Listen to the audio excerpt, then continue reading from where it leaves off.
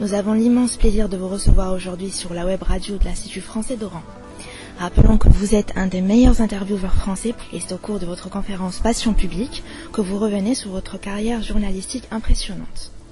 Bien que vous ayez fait vos études supérieures à Paris, c'est à Oran que vous faites vos débuts de journaliste. Et dans votre livre Taisez-vous Al-Kabash, coécrit avec Nicole Avril, vous racontez que c'est en 1960, en passant par hasard devant la maison de la radio d'Alger, que tout a commencé.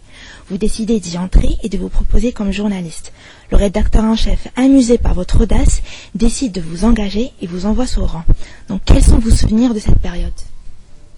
Ce sont des souvenirs excellents, mais je ne pensais jamais que je ferais la carrière que j'ai pu faire et que je fais.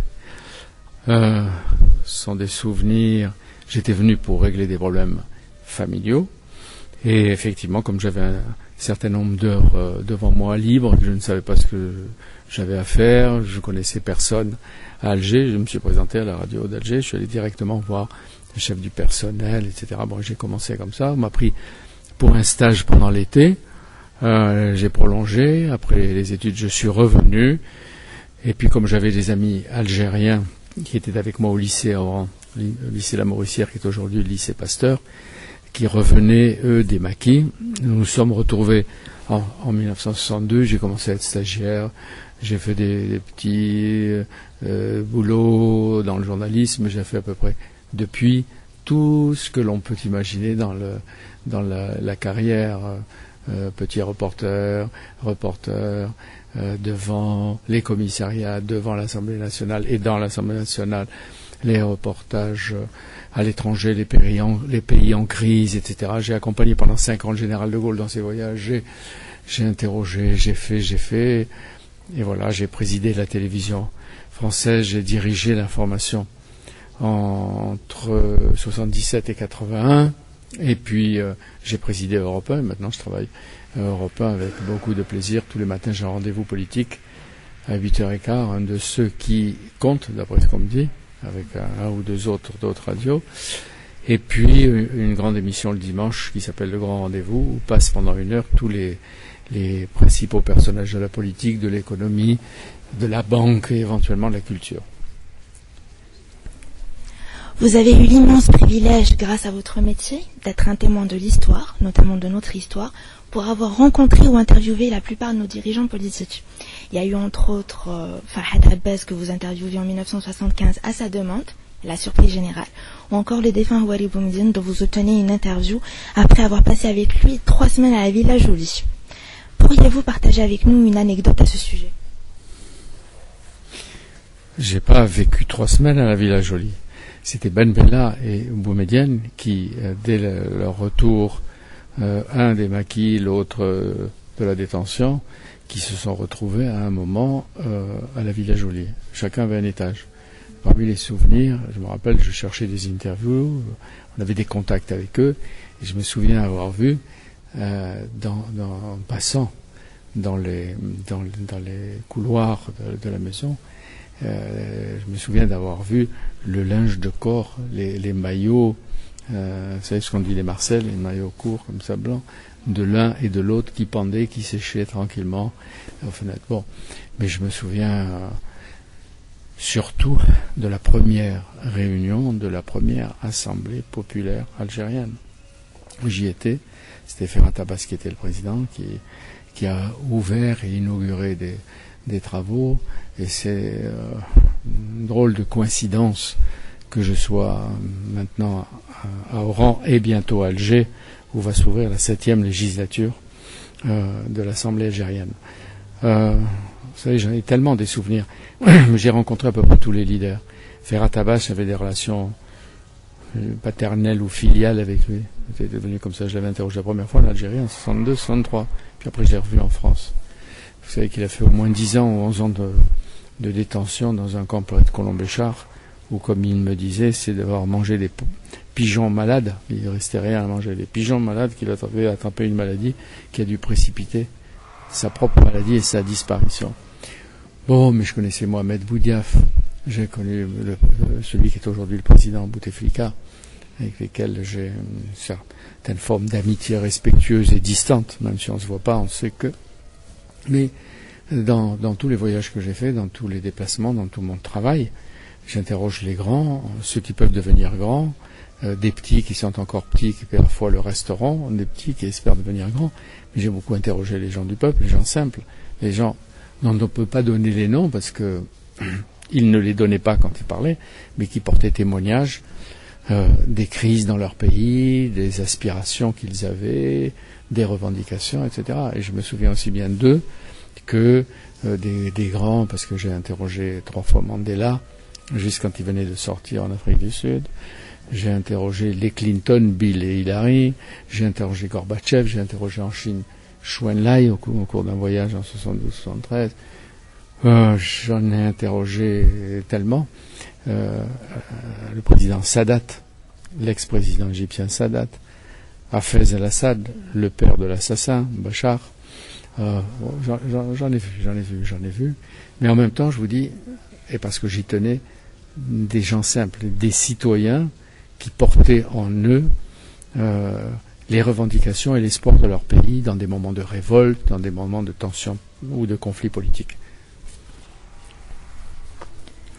Vous avez fêté à votre manière le 50e anniversaire de l'indépendance de l'Algérie en délocalisant sur Alger votre émission littéraire Bibliothèque Médicis, ce qui a donné 2 numéros exceptionnels diffusés en mars dernier sur la chaîne publique Sénat. Je voudrais savoir quel regard portez-vous sur ces 50 années passées et comment voyez-vous l'Algérie dans les 50 années à venir? En 1 minute ou en 2 mots. Les 50 années, des années obscures, des années opaques, des années de corruption, des années de pouvoir, de partis uniques, des pouvoirs qui ont trop enfermé l'Algérie sur elle-même, qui l'ont repliée et qui ont provoqué des réactions brutales et sanglantes. J'ai une pensée pour les 150 à 200 000 morts des années noires de l'Algérie, où il se passait des choses horribles ici, comme est toujours le terrorisme d'une manière ou d'une autre, quand il est une réponse gratuite et souvent vaine, ce qui se passait alors que le pays était fermé sur lui-même, qu'on ne savait pas ce qui s'y passait, et que vous, les Algériens, vous connaissiez jusqu'au moindre détail la vie politique française, et vous saviez en même temps ce qu'on disait de vous, le peu qu'on disait de vous, et qui était souvent faux. Ça, c'est les 50 années. Et peut-être vous avez connu à partir des...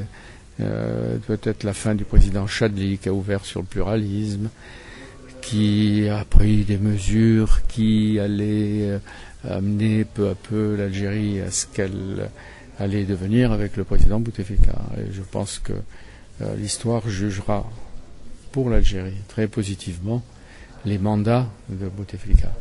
Parce que moi, quand j'arrive là, et quelquefois je la lis en France, je vois une presse libre, qui est en permanence en ébullition, qui est vivante, qui est critique, qui ne passe rien. Je lisais encore les journaux de ce matin, le quotidien d'Oran, très bien fait et très bien écrit, l'écho d'Oran, la El-Watan pour Alger, la liberté, etc.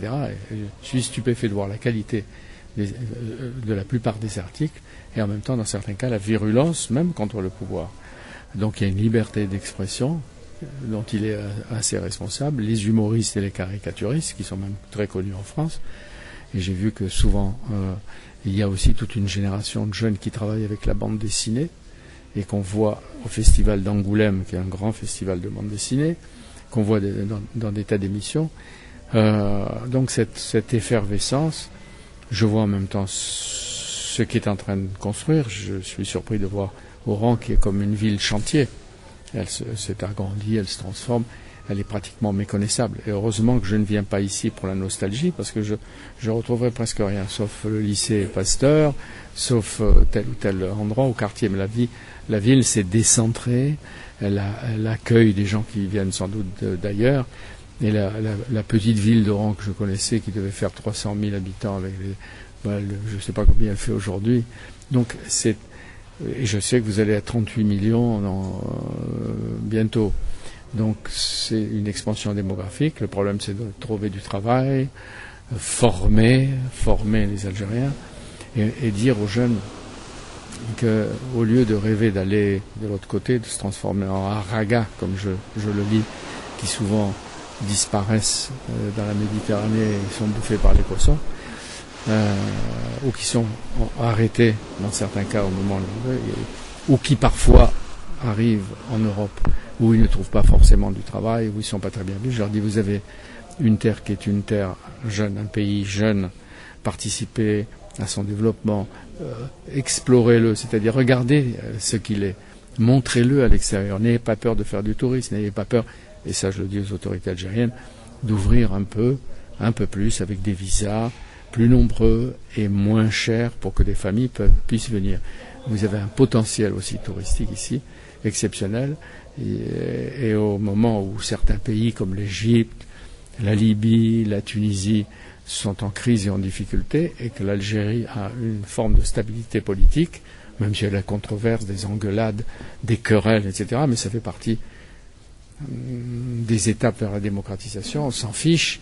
L'essentiel, c'est que vous ouvriez un peu plus votre pays, que vous puissiez attirer vers vous tous ceux qui ne peuvent pas aller dans les pays qui sont en ce moment dans des phases de tension et d'instabilité. L'Algérie a un grand avenir. L'Algérie est un grand pays. Il y a ce qu'a fait Bouteflika sur la concorde civile. Il y a le pluralisme. J'ai vu qu'il y avait des partis. Je vois qu'il promet une révision de la Constitution. J'espère en effet qu'il y aura un audiovisuel multiple avec des chaînes de télé privées qui réanimeront le public, qui feront de la controverse, de la vie. Et il y a une vitalité ici dans ce pays, un besoin d'expression, que la parole se libère, ce n'est que dans l'intérêt de l'Algérie. Et, avec ses ressources pétrolières, son gaz, elle a de quoi à la fois trouver des emplois et nourrir ses habitants, pas simplement en période électorale.